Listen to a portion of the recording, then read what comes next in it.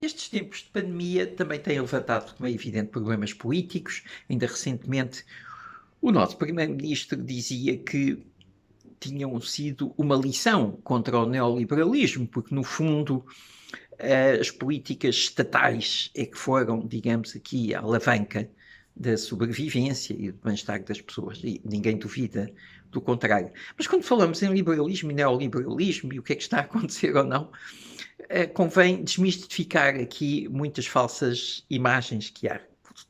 Aqueles que leiam o livro clássico do nosso bem conhecido professor de filosofia moral Adam Smith, escocês, na cidade de Edimburgo, ele insiste muito que a economia de mercado implica um contexto liberal de trocas, sem que o Estado esteja a perturbar essas relações de troca, a taxar, a complicar, a obstaculizar. Insiste muito nessa ideia, mas depois também insiste na ideia da importância do investimento público. E, na época em que estava, insiste muito em três ideias que se mantêm hoje em dia muito atuais. O investimento na saúde, o investimento nos transportes, o investimento na educação. E, portanto, vale a pena aqui, na situação atual, ver o que é que aconteceu em relação ao desenvolvimento das vacinas. Na generalidade dos casos, no mundo ocidental, onde é que esses desenvolvimentos foram mais significativos?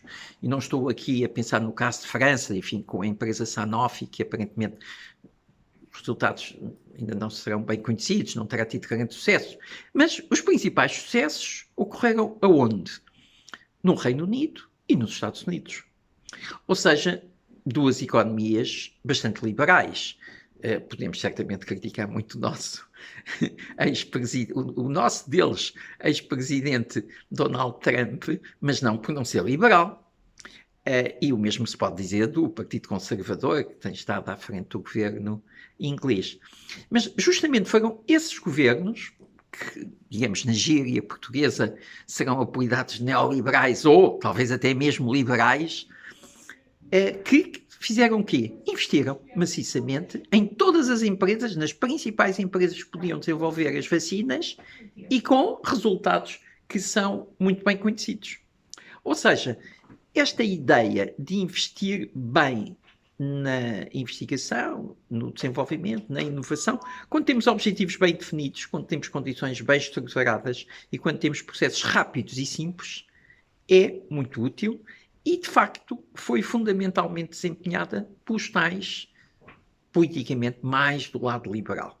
E o que é que aconteceu nas economias ocidentais mais estatizadas, em que o Estado tem um peso muito maior, especialmente na despesa pública, do PIB, aqui na Europa continental, muitas vezes na casa dos 45%, 50% do PIB, depende, enfim, da forma como façam essas estimativas.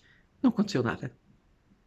Portanto, esta situação é algo paradoxal e leva-nos a pensar que é vantajoso não efetuar simplismos, raciocínios simplistas de natureza política, porque, de facto, a lição que tivemos foi a seguinte: as economias mais liberais investiram mais em investigação, enviando cheques a essas empresas, sem processos burocráticos complicados, como certamente seria aqui o caso. Eu imagino que seria na Europa continental, na União Europeia, a atribuição desses subsídios, o que por isso mesmo não chegaram a acontecer, mas com resultados muito positivos.